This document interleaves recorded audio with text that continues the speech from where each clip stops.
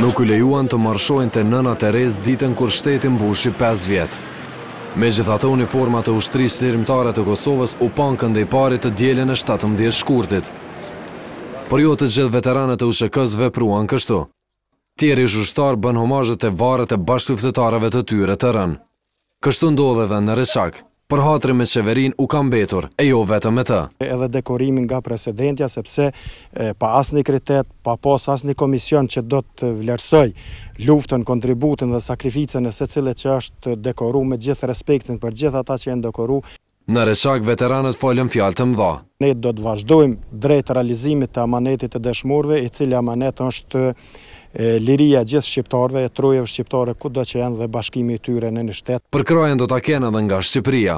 Gjetën mbështetje dhe do gjejnë mbështetje dhe gjithë kjo luftë e madhe që u bën rreth parashmëritë e këtyre që dhanë jetën, atyre që dhanë pjesët e trupit.